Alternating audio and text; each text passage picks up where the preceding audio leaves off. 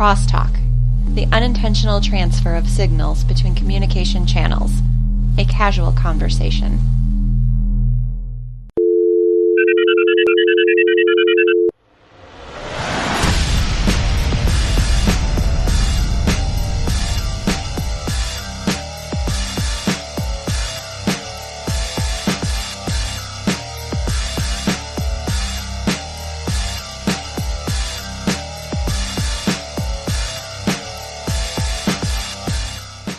Alright, hello world, this is Videogame Crosstalk, the bi-weekly podcast of gamers talking about tech, science, life, and whatever else comes to mind. I'm your host, Anthony DeRossi, and with me this week, Jonathan Muckell. John, what's going on, buddy? Hey, thanks for having me.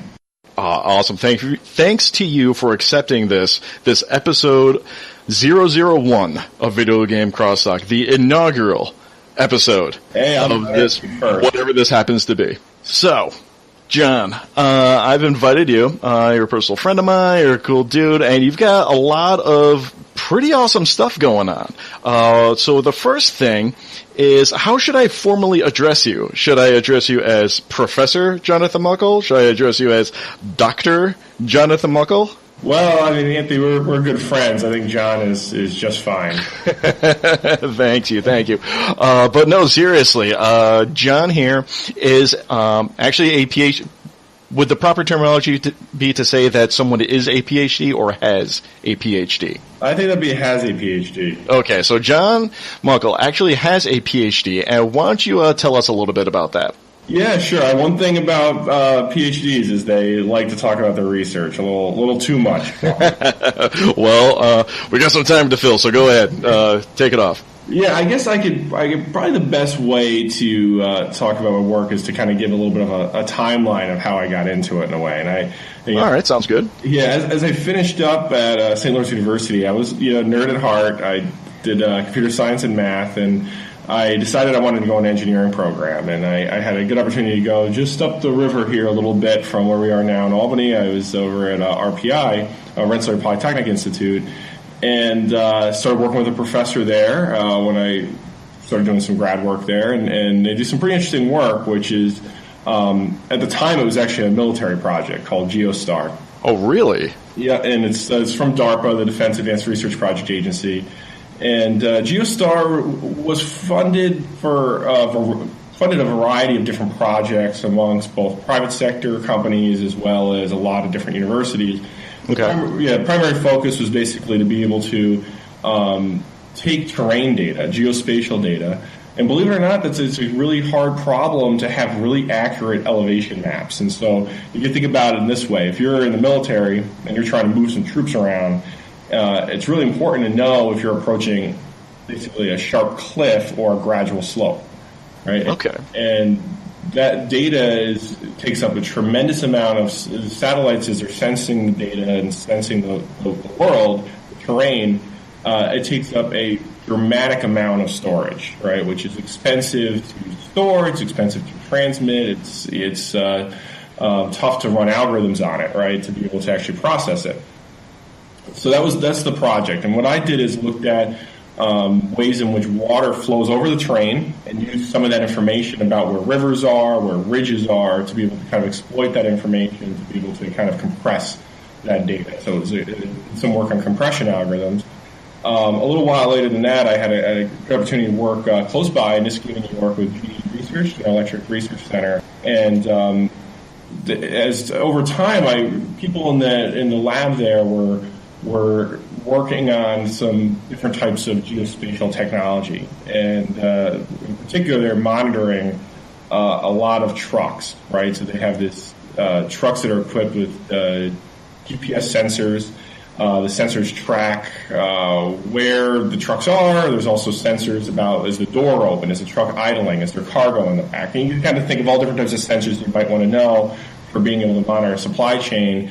And what I tried to do through my research is combine that work I was doing at RPI on that GeoStar project with some applications that I learned about working at General Electric to say, how can we compress this geospatial data, this GPS data that's being calculated by all these trucks driving around, right? And imagine if you've got 100,000 vehicles traveling around all day long, that the size of the data gets really quick. And if you're trying to run queries, like figure out how many trucks are, visited this distribution center, things like that, it can be very computationally expensive to do that. So that was... Oh, absolutely, because like you said, if you have 100 trucks going around and you have a sensor for each of these things, like, all right, for instance, like you said, is a door open, I'm sure you can monitor the fuel tank as well, like how much fuel is consumed or how much fuel is left in the tank, any type of engine,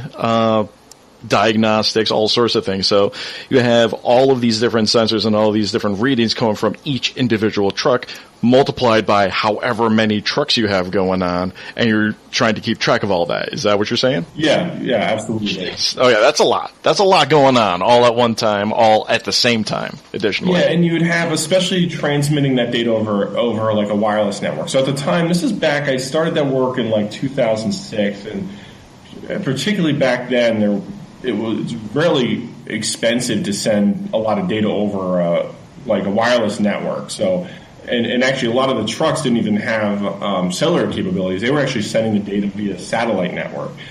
Oh, geez. Yeah, so if you're sending a lot of data and you're sending it and you're bouncing it off satellites, it's really expensive to send each message. So if you can compress it and you can reduce the size of that message, you can save a lot of money. So that's kind of, so the heart of the work has been compression algorithms around geospatial data. And if you've ever seen like Silicon Valley, I don't know if you've ever watched that on HBO, but the whole heart of that company that's formed on that sitcom is around compression. I've caught a few episodes. I go to a friend's house to watch Game of Thrones with a bunch of other friends, and we have ourselves like a mini book party because my wife and I, we have not read the books. However, the friends that we watch the show with have read the books. Yeah. So we'll go over, and then it's like a little book club. We're going to talk about, I see how they changed this person's timeline, or they didn't do this in the books, or, they're all over the place. Anyway, we'll go there, and as we're doing our little book club thing, which my wife and I were just like, I don't know, we're just having fun and watching all the crazy drama unfold. We have picked up a few episodes of Silicon Valley because it comes on after Game of Thrones. I mean, it's an entertaining show, but no, I had no idea that the business that they created for that show, the fictional business, was centered around compression. That I did not know. Yeah, it's pretty funny. I must say, like, it is pretty funny. I have to give respect where respect is due. That is, and I feel bad sometimes because I'm trying to like watch and listen to the show, and then like my friends are like asking me questions or my opinion on something, and I'm just like, I don't know. I was just laughing at the TV just now. Sorry about that. And as real as the show is, like, I think everybody who's like works in the tech field can watch that and kind of relate to certain aspects of it. I'm glad that, if you actually watch the show, you watch the season finale of the first season, I'm just glad that in any of the meetings that I've had kind of working on some of this technology for compression algorithms didn't have the same approach that they use. I won't really go any further than that, but it's I did not see that, but I can only imagine. Did it involve managers or executives having no idea what the hell the techs and the scientists or the guys were talking about? Oh, it's I'll let you watch it. Okay, you'll let me watch it. Yeah, because I've worked in engineering for quite a few years as a technical drafter. I did some work in refrigeration design and a little bit of architectural layouts and stuff like that. And it's painful sometimes to sit in a room with some other like sales reps or department managers, and they'll ask questions and make demands, and you just kind of look at them and you just think, Sir, that's not mathematically possible. That's not how space works. Like for architectural design, it's like this one area, it doesn't have, well, it was for a supermarket chain. I don't really want to say what that supermarket chain is, just in case, over the air here. But so they work in the supermarket chain, and the meat department guy will say, we need an additional 36 feet of linear shelving in this department. And we'll look at the plans, and I'll say, sorry, we only have 24 feet available. We're going to have to do some remerchandising for things to get everything to fit. And they'll just look at the plan for a second, and they'll think, and they'll say, how about 28 feet? Can you make 28 feet fit there? Yeah. And I'm like, that's not how math works. I mean, I can't bend space to make these cases fit. I don't know what to tell you. And of course, you're the low man on the totem pole. So you're like, you look at your boss with shrugged shoulders, and I'm like, what do you want me to do? I don't know what to do. So wow, that's pretty wild. So so what made you go from computer science into engineering?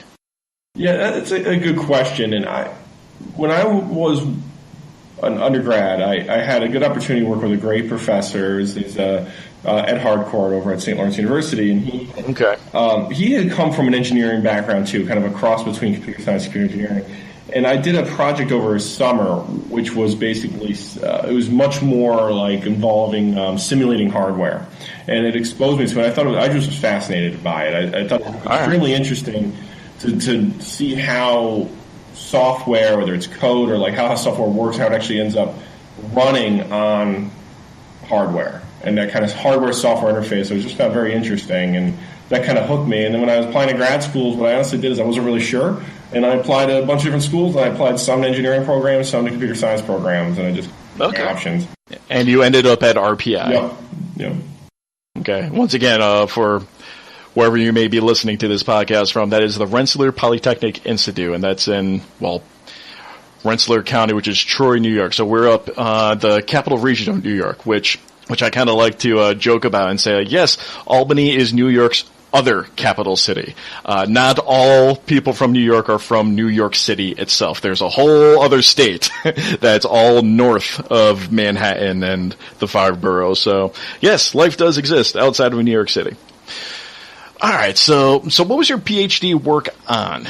So I did my master's at RPI, and then as I was working, I ended up finishing up at the University of Albany in the Informatics program. Okay. And I continued doing that work, really related to compression algorithms for geospatial applications. It had a lot of transportation applications to it, so if you're really looking at supply chain tracking. Now, years later, as I actually finished up and then joined the University at Albany, I got very interested in kind of a different area, which is kind of where my heart is now, which is mostly around assisted living technologies, basic technology that can help people with disabilities, 3D, and then as part of that, it can involve different levels of electronic sensors, maybe 3D printing, kind of depends. So I've kind of made a bit of a transition over the last maybe 2 years into more of that, that type of work. Awesome. So what exactly is informatics? Because that's seems to me like a relatively new term as far as computers is concerned. I've heard computer science, I've heard information technology or information systems or cybersecurity, but informatics, what exactly is informatics? Yeah, the way I look at it, and you can run into slightly different definitions depending on who you talk to, is that you've got that it's very people-centric. So you have the underlying technology, but you care a lot about usability. So in terms of how can that technology interact with people, affect society. So, that you take it can involve for anything from user interface design, so almost like an HCI, human computer interaction approach, to, all sorts of different technologies that can come into play. I like the assisted living technology aspect of that because it's something where you're looking, if you look at it as an example, when you look at, say, assisted living technologies, that's where you can apply all sorts of different approaches, and there's a really clear benefit. This is people it's going to help, people that, part of society that could benefit from the technology. All right. Interesting. It's kind of the definition of informatics can vary person to person, and it actually also country to country, because if you use that term, say in Europe, a lot of people will look at it, and from my understanding, they interpret it very much as like a computer science program. But in the United States, it has a bit of a different connotation to it. Okay. And like you said, it's more the interface between the computer and the user. Yeah. Is what it sounded like. That's a very good way to put it. All right. So, not too long ago, there's still some discussion about it, but for the most part, the discussion behind E3 has kind of died off a little bit. I'm sure you're familiar with E3, where all the huge game announcements come and go, and all the new hype. Xbox has recently announced, as well as Sony, the new iterations of their consoles. And one of the things that they've been touting, especially the Xbox Scorpio, is that it's going to have amazing processing power. It's going to be a workhorse. It's going to be so awesome. It's going to be able to handle 4K resolution, and it's going to tout a whopping 6 teraflops. What is a teraflop? I've heard this on other podcasts that are more game-centric rather than the hardware or the tech is concerned, and we've had a lot of fun making jokes about what teraflop could be or its significance. But as someone who works in the computer field, what, for the love of God, what is a teraflop? Yeah, it's a good question. So to dissect that a bit, let's just ignore the tera for a second. Let's just look at flop. Flop, okay. So, start from the base. All right. So flop stands for floating point operation, right? So that's a floating point operation is really like a computer science or computer engineering term. It basically means, the FL would be like the floating and OP for operation, right? So floating point operation. Okay. And what a floating point is that's basically a way in which they're referring to decimals, right? So if you're dealing with any sort of non-integer number, so you've got 3.14, whatever it happens to be, those are pi. Good job. All right. Okay, go ahead. Those are expensive to do some sort of floating point operations. They can take more CPU cycles to do math operations on them, just by the nature of the data. And so a teraflop would be standing for 1 trillion of those operations, right, being done a second. All right, so how that distinguishes is that there's other types of things that are computed that are easier to kind of accelerate, to make faster, that you can just compute with less CPU cycles. And, floating point operations are time consuming typically, so to be able to do 6 teraflop, it's amazing how quickly that technology progresses and how far it's come. Yeah, see if I can find that article. Not that one. I've got a bunch of. I would be interested, for instance, to know how many flops like the Apollo 11 guidance computer could do, like compared to that. Geez. And I'm sure it's just such a puny number. So that would be 6 trillion a second is pretty incredible.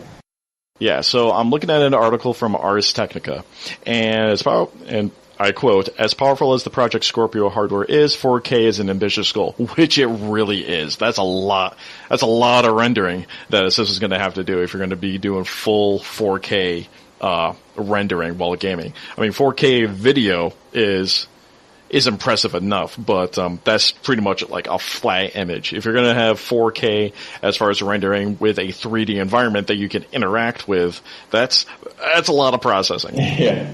So it's an ambitious goal. While we don't know the ins and outs of the actual hardware just yet, Microsoft's E3 showcase gave us enough to make a few educated guesses, and the big one is that native 4K is going to be a stretch, at least without some sacrifices to rendering quality. Compare that 6 teraflops figure to existing graphics cards for the PC, and it doesn't bode well. Oh, that's not good.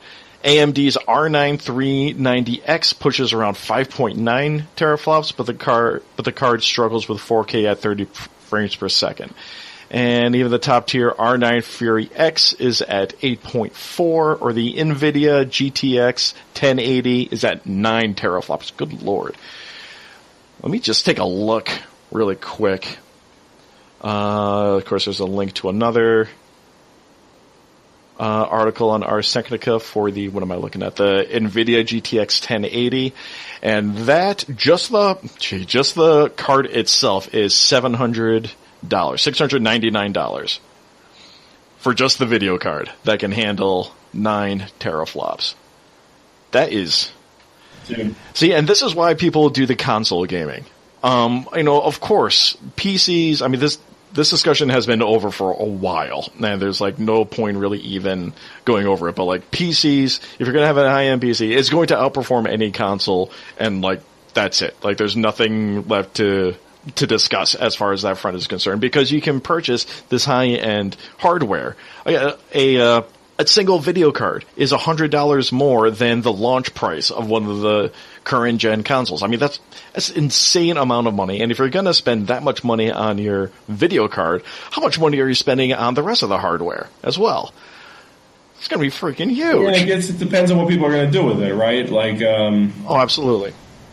I must say, I was amazed. What was this, last week? This is, I think, an experience that I'll remember as kind of a pivotal point in technology and being exposed to it for the first time that I had been fortunate enough to experience last week, where I was down in New York City. There's this company I'm working on a project with called Human Condition. They do some really incredible work. Can you repeat that for me? Human Condition.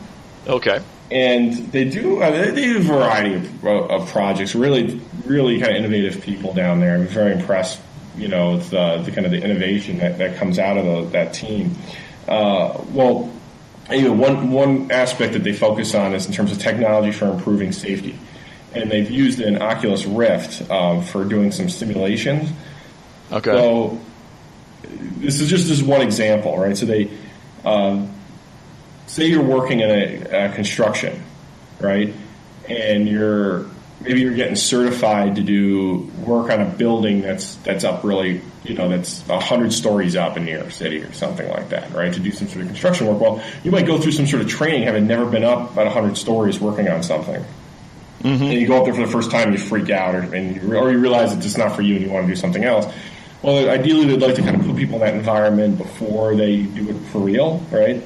And so they took an Oculus Rift with those kind of hand controls, and then they took a steel beam, put it on the floor just a few inches above the ground, and as well as like basically earmuffs or earphones, and it was shocking how real the experience was. To be able to walk out on this beam, it looks like you have to go and perform some sort of operations, and you look down and you see traffic.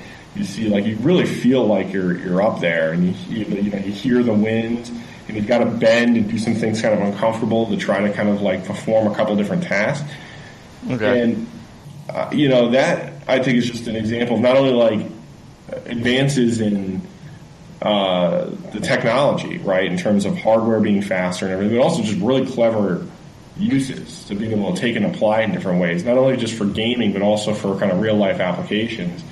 Mm-hmm. It makes you wonder where something like that, where people might be spending all this money for graphics cards for their PCs, but they're also getting this like pretty powerful hardware being put to use in all these really clever ways. Mm-hmm. Well, there's a lot of things, particularly with VR becoming more mainstream, or at least it's trying to become more mainstream. And the way that kind of reflects into gaming or relates into gaming is, to me, the gaming community is basically a testing ground for a lot of this new tech.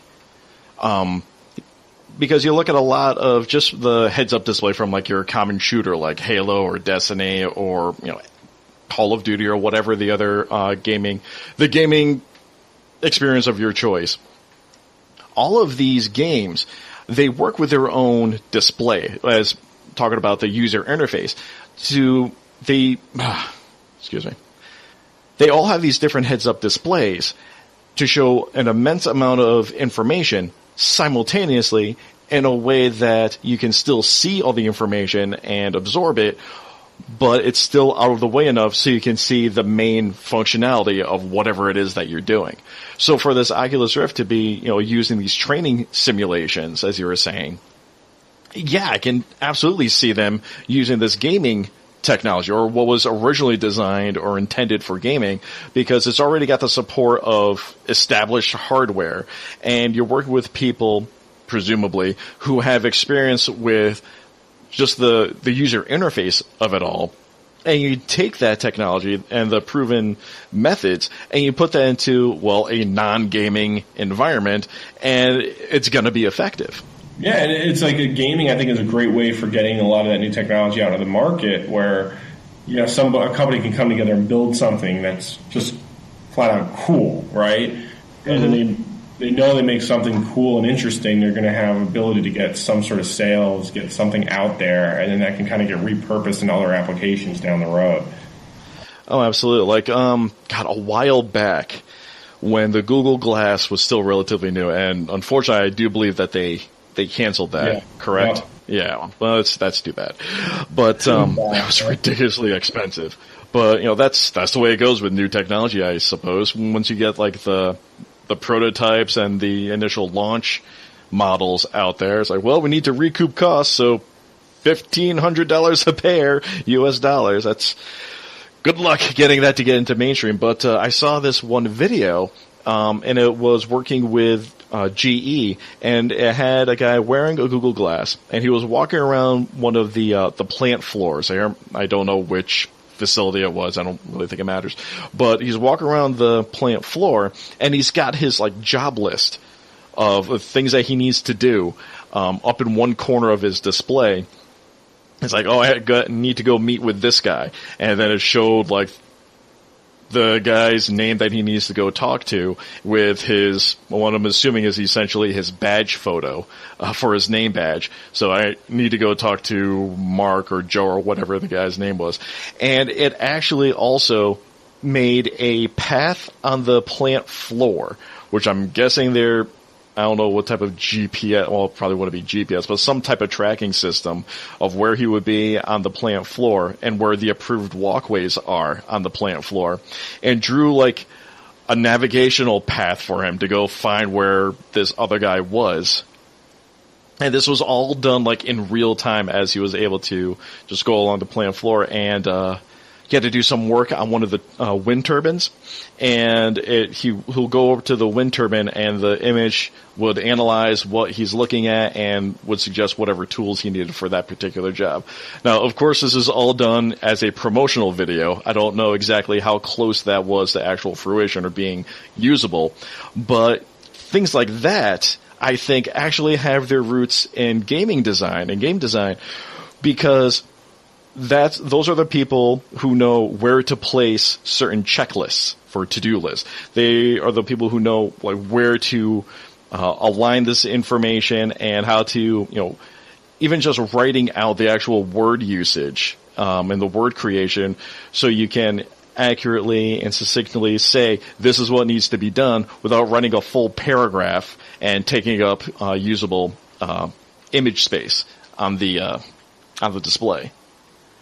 So so that was cool. You did that last week in New York City?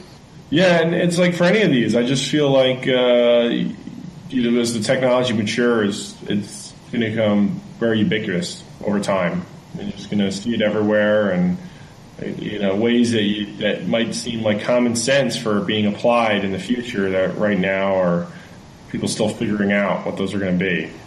Yeah, so pretty cool. All right.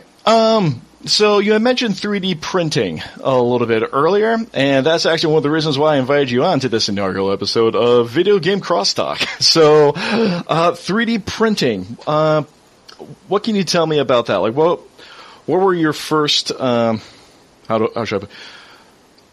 grabbed your attention first about 3D printing?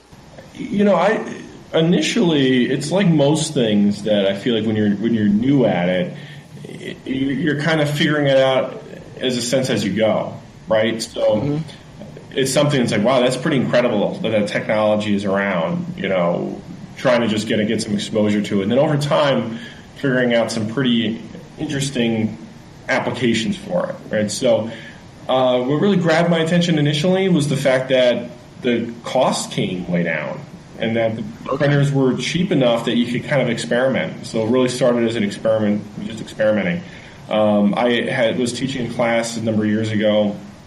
It was a class called Physical Computing, and students get involved with building some They write some code, they hook up some electronics, and they send some things in the environment and try to manipulate the environment, things in the physical world. Well, I figured 3D printing would have an interesting kind of component as part of it. So I got a kit for a few $100 and had students put it together, and that was kind of the beginning of it, right? It was trying to... Okay. And from there, it kind of grew over time. So initially, the transition, I feel, is actually quite interesting, because it's like people see these little plastic toys being printed, and there's this big narrative initially of being like, oh, that's interesting. The toy companies are going to have a run for their money, right? Mm-hmm. Which, in my opinion, is such a tiny, tiny little segment of what the potential is, right? Like, yeah, that is very limited view. Very limited, right? But people who've never seen the technology before, never really thought of it, don't really know. They don't know the history of the industrial applications of 3D printing. They don't know. And working with a couple of my colleagues, eventually we got some better printers, and we printed a prosthetic hand, right, through an organization called E-Nable, right? Okay. Enabling the Future. It's a nonprofit organization, does some really great work. And printed out some of the designs, different pieces of it, got together, assembled it, realized that this is something that we could actually do, right?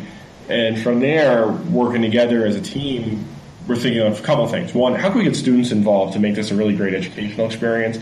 And the second was, how can we actually use these hands to get them literally in the hands of people that can use them, right? And the niche for that, and where the E-Nable network comes in, is that kids outgrow the hands very quickly, right? So, like, if you need a prosthetic and you're 8 years old, well, pretty soon, especially if the costs are very, very prohibitively high, which they tend to be, $10,000, $30,000, $40,000, depends on the prosthetic. Wow. Yeah, and who has the money just laying around? And you're going to ask, well, obviously, like, their parents, like, hey, we're so sorry that your child, for whatever reason, needs this. We can hook you up for $30,000 on top of whatever other medical expenses you're incurring right now. Yeah, it can be tough, especially if they break or they're going to outgrow them. So 3D printing is a nice niche for that.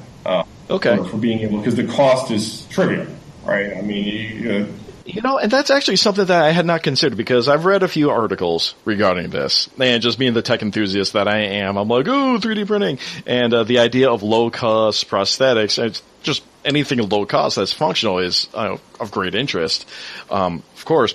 But I actually hadn't considered the growth process or the growth rate of a child, depending on how old they are, especially if they're going to go through a growth spurt at some point or in the near future. Because God knows I am not the same size when I was 10 years old. I am over double that weight, over triple that weight possibly.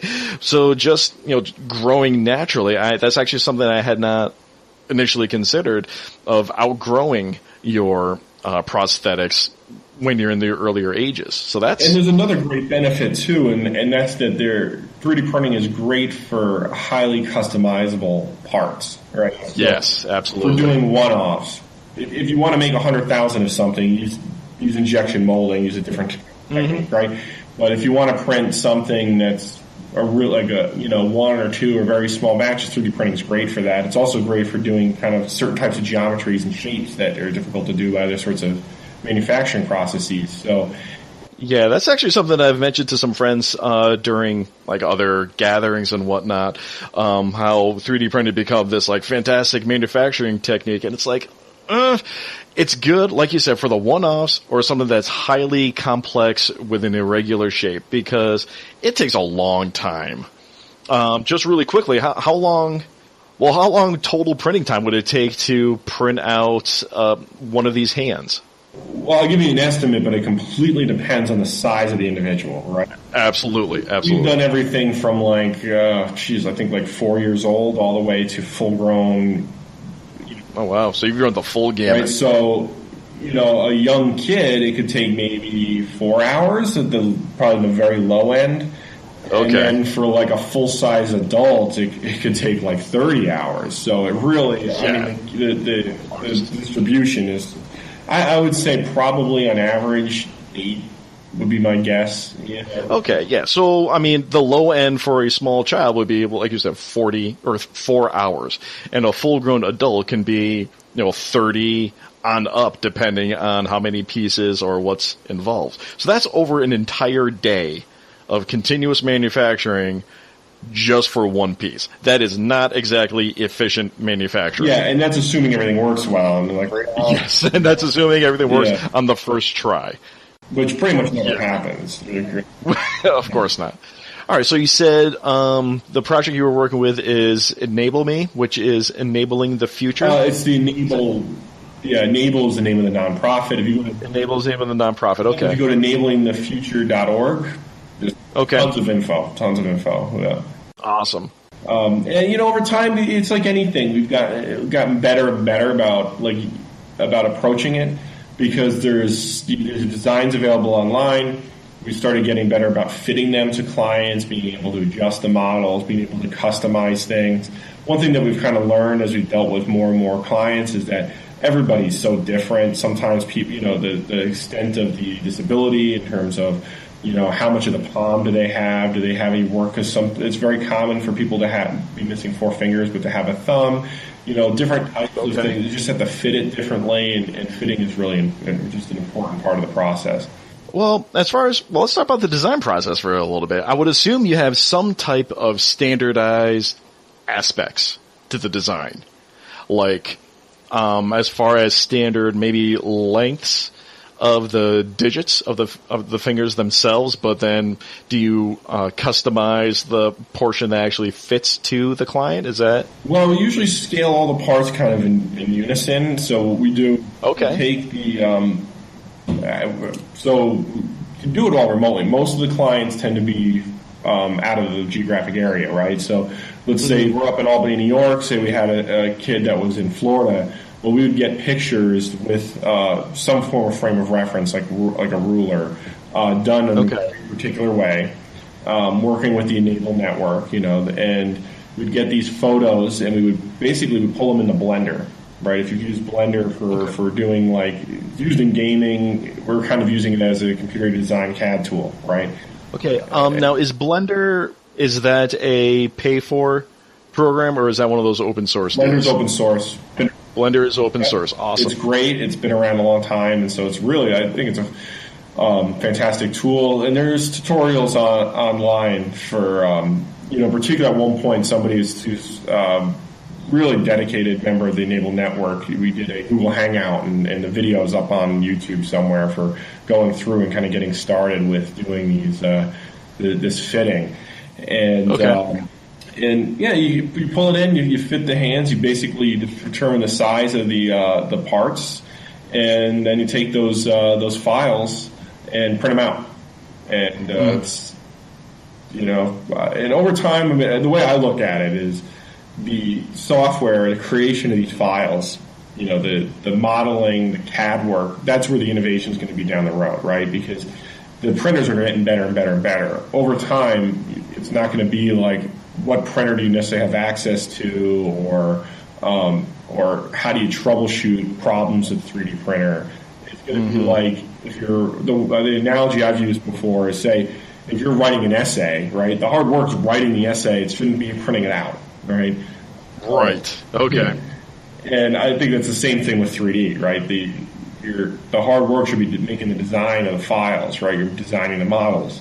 And hopefully things will get standardized, or different methods or construction configurations. But all right, we can stop trying to reinvent this thing. This is the proper way to feed the spool of plastic or whatever you happen to be using. This is the best method for handling the surface plate for. Yeah, so hopefully that'll all get standardized or get close to it anyway. So it's spend less time troubleshooting the actual machine and spend more time either printing the stuff out or designing the actual parts. Yeah, I look at the technology. 3D printing's been around for decades, but it's been done in industrial settings.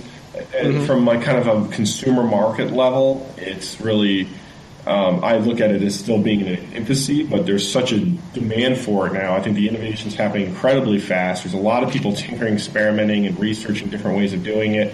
You're seeing an explosion of companies in the market, materials, tons of different materials, and I think, in a short period of time, technology is going to mature, dramatically, much more advanced than we're currently seeing. Oh, yeah. I mean, I actually did a little bit of work with 3D printing back in high school. So that would be back in 1998 or so. Oh, wow. Yeah. So I got to do a little bit with that and some of the rapid prototyping type things. And it was pretty wild. I mean, that was pretty cutting edge stuff back then. Yeah, to have access to 98, that's something. Yeah. That's rare, really rare. Yeah, our teachers were pretty awesome in getting that technology to us as quickly as they could. And like one company, it's called Z-Corp, Z-C-O-R-P, and they actually use this one setup, which is great for instructional environments. They actually use cornstarch as like the building material, and the printer head actually used a glucose solution. Oh. So there would be this spreading bar that would spread this cornstarch over this surface, this table. It would spread it out, and then the inkjet head would actually come over and spray the cornstarch in whatever that cross section was. And then this table surface would lower like a fraction of an inch, and then the spreading bar again would bring over this thin layer of cornstarch, and it would spread it again, or spray it again with the glucose solution. And in the end, once that was all done, it was completely non-toxic. So, because it's basically cornstarch and glucose. So, you break it out of this bin of cornstarch, you dust it off, shake out all the excess cornstarch, kind of like wipe it down a little bit, and put like a wax glaze over it, bake it in an oven, and you have just a part that, I mean, yeah, it took a while, but as far as working with the new technology, I mean, it's completely non-toxic. And you didn't have to worry about, a spill in the classroom. You're like, oh no, it's cornstarch. Relax, just kind of sweep it up and throw it away. But now, as you mentioned, you were able to get a kit for a relatively low amount of money, like a few $100s. I mean, I've gone onto Amazon every now and again just to see what's out there, and yeah, you can get them for like $200, $300, $400 for a 3D printing kit. I mean, once it hits the consumer level pricing, that's when things usually take off. Yeah, it really explode and come a long way in just a period of a few years. Like that, we had one of the we started with a little printer bot simple. It was a little wooden thing that we put together from a kit, and I mean, even at the same price point now, they're much better. They really are. Awesome. Yeah. So, moving on a little bit more. I did send you this TED Talk from a few years back, and it is Joe DeSimone, and he has a revolutionary new type of 3D printing that can go from 25 to 100 times faster. If you remember watching that video, what are your initial thoughts on that? Yeah, it's amazing. I think that this goes to show that what they're probably doing now in certain types of research institutions is just, so X number of years before it's going to be out there in the consumer market, right? And it's hard to know exactly when that's going to be. I think you're going to see when that starts to happen, it can really have transformative effects to society in general. And what I mean by that is it makes you wonder what's going to happen in terms of this, instead of having things always manufactured on the other side of the world and shipped over here. Well, I think certain times that makes sense, right? When you're doing, bulk uniform products, right? But I think it's also going to open up a lot of ability for people to have very highly customizable products and that you're going to be able to purchase. Yeah, and it's going to be done very quickly. So again, going back to what we said earlier, I mean, it just takes forever. I mean, for a single part, it takes over 4 hours to build, and that's just for one of the smaller versions of those hands. So, if you guys if people listen to this podcast have not seen this video, I highly recommend it. It's Joe DeSimone. If you just go into Google and type TED Talk 3D printing, it'll be one of the first videos that you find or first links that you find. And what it does is, rather than the traditional 3D printing sense where it lays down material and builds it upward with melted plastic or metal being fused together, it actually builds it top down from a pool of, I guess, liquid plastic, or for whatever words will work there. And it actually uses light, ultraviolet light, to cure the plastic in these different designs, and it uses oxygen to cure the plastic. And I mean, this video is absolutely amazing. They actually printed out this small, like, bouncy ball with a highly, highly complex interior in a matter of about 10 minutes, which on a traditional 3D printer, I would guess maybe an hour or so, for a little handheld bouncy ball of that style of complexity. But additionally, there'd be a lot of waste involved in a traditional 3D manufacturing process. But even with that amount of waste, that little bit of waste from errant spillage or just, needing to smooth out some of the edges, that's still a lot less waste than traditional subtractive manufacturing, such as milling it out of a solid piece of stock or something like that. But what really got me, and what I'd like to ask you a little bit about, and I know you're not a medical professor, but one of the things that this new process would be able to do is to use different types of polymers and elastomers, which are essentially just different types of plastics. Have you ever run into issues with clients being allergic to a certain type of material, or any type of allergy situations? Yeah, we haven't run into that. We kind of use two different types of plastics that are really common, right? That for consumer level 3D printing is really the two kind of standards, right? PLA, which is derived actually out of basically corn sugar. It's non-toxic. It's beautiful. It's light, but it can be brittle. And then there's ABS, which is petroleum product that is much stronger but it's heavier. Those are kind of two very common consumer level plastics, but there's been an explosion in terms of different types of materials. Nylon, there's flexible materials, there's synthetic wood, there's different types of synthetic metal. The metal printers tend to be extremely expensive still. Oh, I can only imagine. But I think the prices are coming down, not anywhere near the consumer market level yet, but... yeah, they're down to $50,000 a unit. Well, I think they... or something, or maybe even more expensive. I got a quote on one once where somebody... I think they're still around $500,000. Jeez. Yeah, okay, alright, yeah, it shows how much I know. But, yeah, $500,000 for one of these. Yeah, not exactly consumer level. Yeah, for a few $100s, you get a plastic one, right? For one that's... Yeah. It's people are gonna come up with all sorts of really great ways of using these things. I would say, in terms of, from my personal experience, where I think that the innovation really needs to happen is basic reliability, even over speed, because I find that, like, using just even the printers right now are definitely require maintenance a lot more than you would kind of hope. And oh, really? Okay.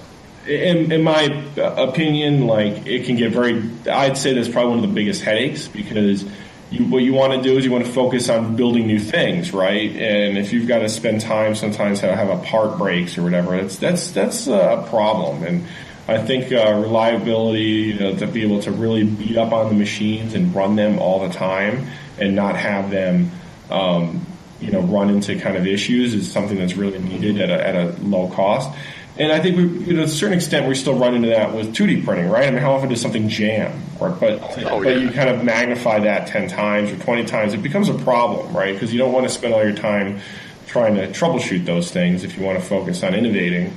And, speed will be important as well. But I would like to see just being able to, for instance, if having a bunch of printers available for people to use without having to worry about them constantly having issues. Gotcha.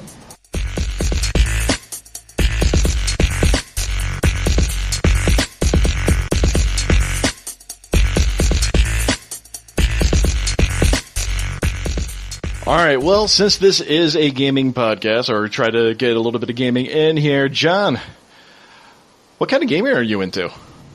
What kind? Well, I'll tell you my all-time favorite. All-time favorites. Here we go. Civilization series.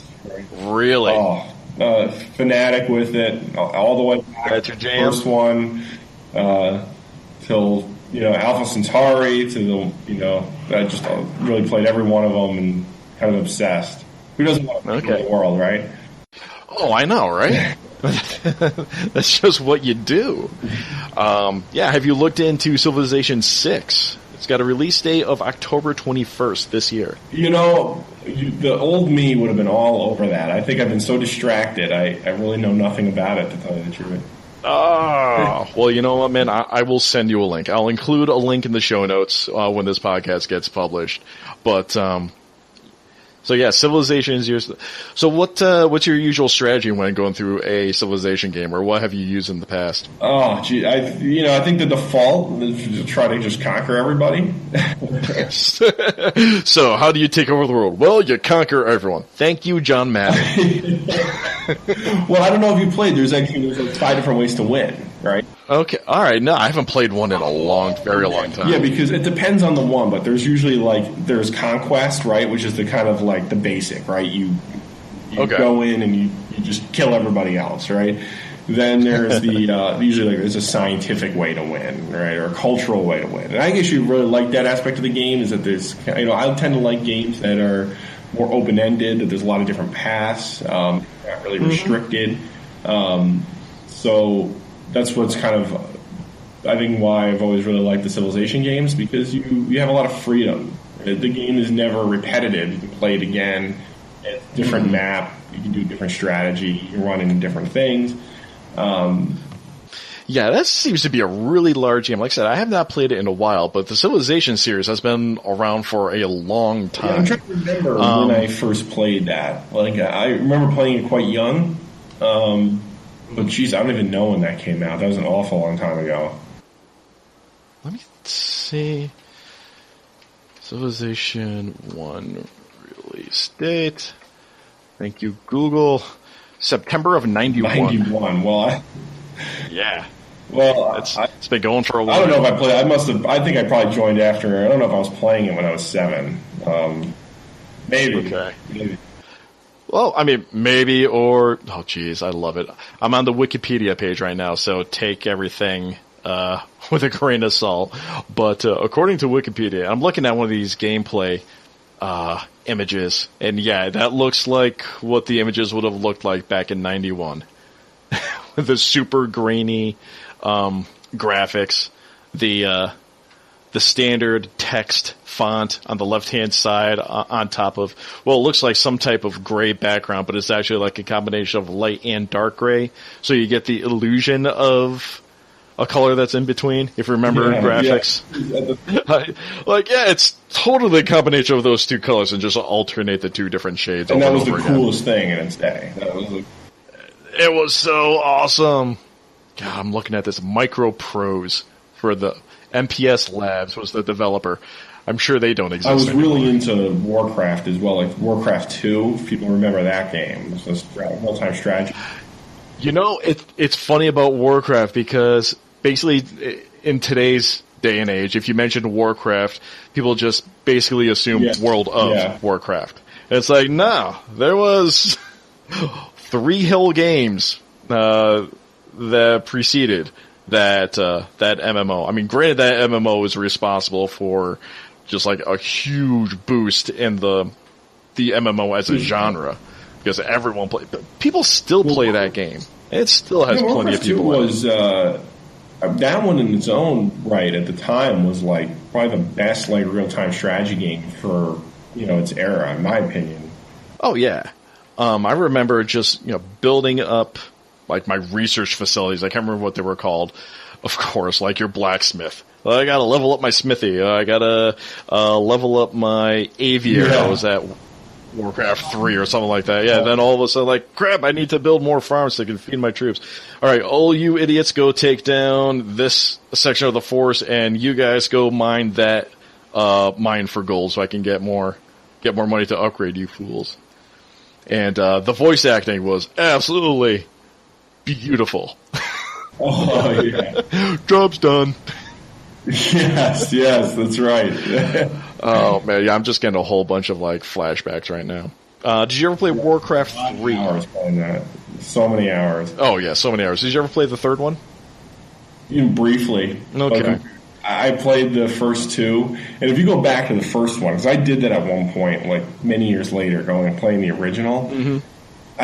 It's like from when you're getting used to the speeds of playing the games as like the later ones, you go back to the original and how slow it runs, right? Oh, really? Like just chopping down like it's just like chop, the axe swing, just doing like the most basic thing. But you didn't have that comparison back then, and it was awesome all the time. Well, yeah. First off, obviously, it's just it's just what they were. And I'm looking, Micropost, are they still active? Yes, they are. Wow, I'm a jerk for not. Wow, I'm a huge jerk. Gabby. Going back to like any of the older games, it's just, all the action seems really slow. I've got my Super Nintendo hooked up next to me, and I've got Mario Kart in it right now, but I've also got like Zelda, Link to the Past, and like Final Fantasy II in there. And everything was just so much slower back in the day. And it's just odd now that I think about how everything is so fast. Like, everything is Twitch reflexes. Yeah, just wait 10 years to look at what we're doing today. Yeah, right? It's going to be wild. Whatever the future holds. I anxiously await it. I was kind of shocked at how I got hooked into Pokemon Go. Uh-oh. You mentioned it. Now we have to talk about it. I wasn't sure if we were going to get into it. I wasn't sure, but you mentioned it. So, all right. Pokemon Go. First question, what level are you? 14. You're 14. Oh, you jerk. I'm only like level 8 or 9. I got into it late because I've got a limited data plan with my phone. Yeah. I no longer have the unlimited data plan, trying to save a few coins here and there. But I recently got back from a vacation in Wisconsin with my wife's family, and my brother-in-law and his girlfriend mentioned that and here's a quick tip for anyone who listening to this. You can save on your data plan if you go into Google Maps onto your phone, select your local region, and there should be a method there where you can download the Google Maps API directly to your phone. So you can store your Google map of your local town or however far out you want to go, save that directly to your phone's internal memory, so that'll reduce the amount of data usage. Your phone won't be required to constantly go to the Google servers and download your local information. So found out about that, and I was like, oh, well, game on. Let's do this. Yeah, well, at least you find out the hard way by going way over your plan. That's right, yeah, because that was one of my knee-jerk reactions was people are going to be walking around with their phone with their data going the entire time. I mean, the phone companies must be loving that, with people going way over. I think it was one of my Twitter followers talking to, I think it was Game with Nikki, and she's like, yeah, people are going like quadruple over their data plan. And it's just like, wow, that's got to be painful. It's addicting, and like, it's amazing how much it affects people's behavior on like other games, since it's actually getting you out and about and moving around. Right, which is fantastic. First off, it's fantastic that you're actually getting out and you're actually doing something. Because as much of an avid gamer as I am, and if you pay attention to my Facebook feed, you probably see all that fun nonsense. As much as I do love my video games, I do also acknowledge moderation, and I do acknowledge the importance of physical activity. And speaking of which, my wife and I actually just did a leg day earlier today, so ow. But friends don't let friends skip leg day, right? Yeah, nice. But yeah, Pokemon Go, it's amazing how rapidly it just spread everywhere. Yeah, I never heard of it until it was like all over the news. Right. I think some people kind of knew it was coming. And then once I played it once, I was hooked. And it's particularly, like years ago, I used to run, like doing a lot of like long distance running. Mm-hmm. And I've kind of slacked off, maybe the last year or two. And until Pokemon Go came out. And now I'm running all over the place because I want to go out there and catch things and hit things. Yeah, have you ever done any geocaching? Are you familiar with it? I've done that in the past, but in some ways there seems to be a lot of similarities, right? Yeah, a little bit. So with geocaching, I've been doing that for a few years. I'll do it off and on. It's a lot of fun to do if you travel a lot and you go to new locations and you enjoy walking around state parks or just exploring neighborhoods. So for people who don't know what geocaching is, it's been around for, I don't know how many years. It's been around for a while. But it's been mostly played by people who like to visit state parks or the outdoorsy type. And basically, there's this website, geocaching.com. Let me just verify that real quick, because I've got the internet in front of me anyway. So let's see, geocaching.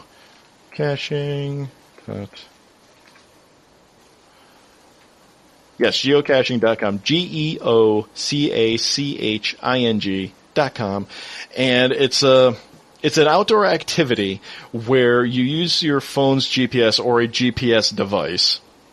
Yes, these things actually did exist. GPS device to find coordinates of these different caches or these canisters hidden all over the planet, actually. There's I don't know how many million caches stowed around worldwide. And they can range from anything from just a little film canister to a Tupperware container or an ammo box. And there's just a little log in there or like a little notepad with a pen, and you can just sign your name, say hey, this is Anthony, I was here on whatever date, and you just go on your merry way. It's just a fun thing to do outside. It's pretty kid friendly. So if you want to do something with your kids to get them outside and explore nature a little bit, it's definitely something to look into. But yeah, there's a good amount of similarities between that and Pokemon Go. It's just, Pokemon is Pokemon. You don't need to do much effort as far as branding or advertising is concerned. Yeah. Just throw the Pokemon name onto it and just boom, everywhere. With geocaching, my understanding, sometimes people leave things, on little things that might be interesting to find. Yeah, it's actually pretty, if you find one of the larger ones, so like a Tupperware container or one of these ammo canisters, you can leave basically a trinket. So for a while, I just had this bag of glow-in-the-dark bugs that you would get from the dollar store. So it was like a cricket, a spider, or a beetle. That's just this little glow-in-the-dark toy. And if the canister is large enough, you can just leave one of these little trinkets in there, and you can take one of the other trinkets that you found, so that other people will leave. So, I've actually found a Nintendo pin from some Comic-Con someone must have gone to. They just left this little pin in there.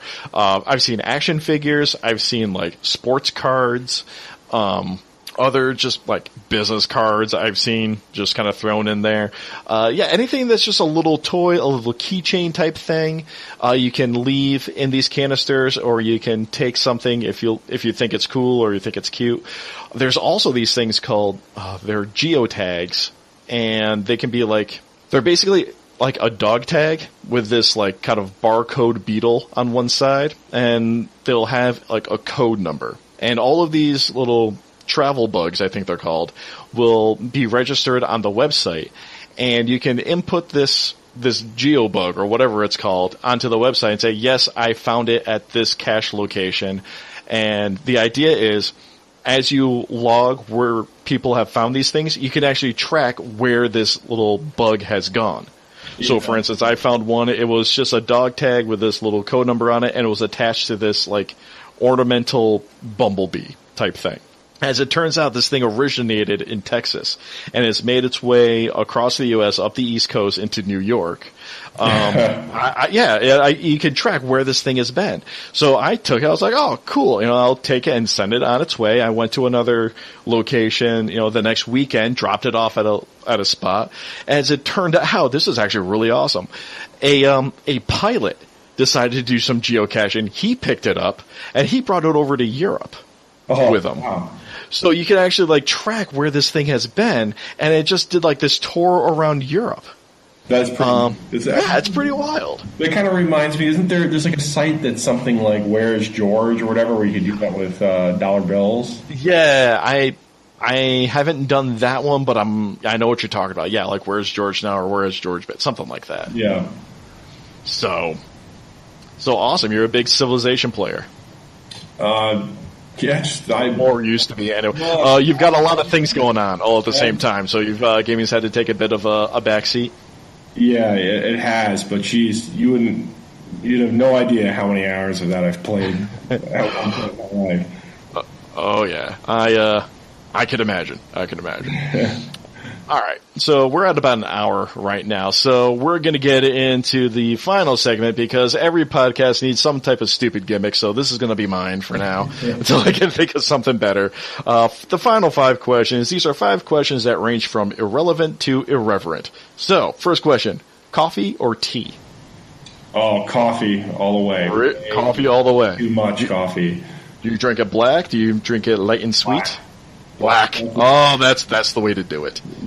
That's the way to do it. I started drinking black coffee, I don't know how many years ago, basically because the company I was working at, we had this nice table where you could add different types of creamer, different type of sugars, and like cinnamon or something like that to your coffee. But I actually just started getting annoyed at all my coworkers because they would sit there and you get this group of people chatting away, fixing their coffee, and I'm just sitting there like, I need to get back to work. Well, I think that's part of why I drink it black too, is because if I really need that cup of coffee, I don't even have like the motivation or the energy to put cream in it. I just want. Like, I don't care. I just need some caffeine. Just give me the coffee. Thank you. Go away. Oh man. All right. So second question: do you do any tabletop gaming? Not much, but I love Settlers of Catan. Oh yeah. There's been a lot of different variants of that game. We actually got my sister-in-law a Star Trek variant of that. And I mean, 3D printed some parts in like some of the terrain, believe it or not, for that. I haven't made the whole set yet, but I want to have a 3D set of the.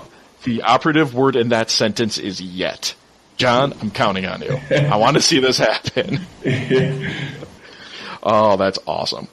All right, so next 2 questions I actually get from an inside source over at U Albany. A friend of mine in the advising office kind of gave me the lowdown of what's going on over in your department. So first question, or this will be the third question of this, how many times have you burned your hands touching the 3D models before they've cooled?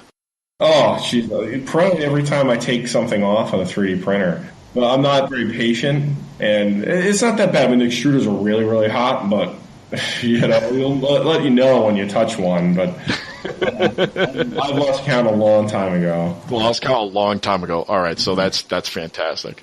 All right, fourth question. What does your office plan to do for September 19th, a.k.a. Talk Like a Pirate Day? Oh, well, in the past, it's been a big event. Like, we get really into it. Go on. Yeah. Eye patches, hooks, just kind of deck out everything. The pirate booty, like kind of snack food, and try to get a lot of students involved.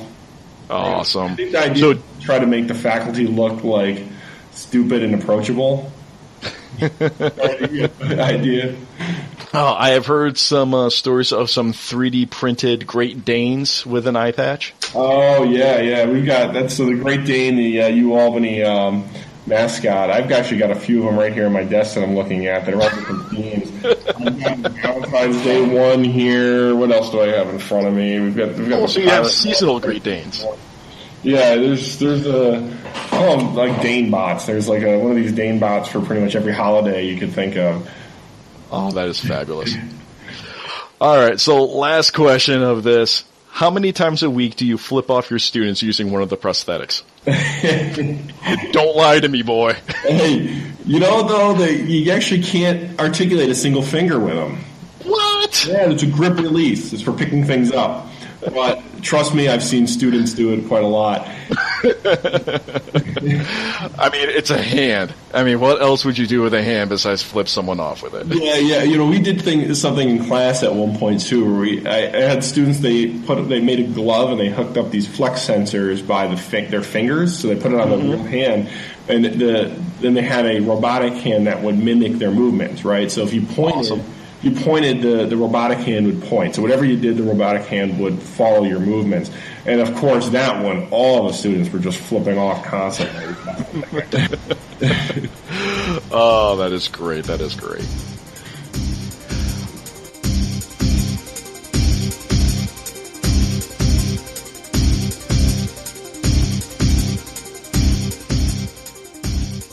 All right, end of show plugs. All right, John Muckell, thank you so much for joining me on this little adventure. Hey, my pleasure. It was a good time.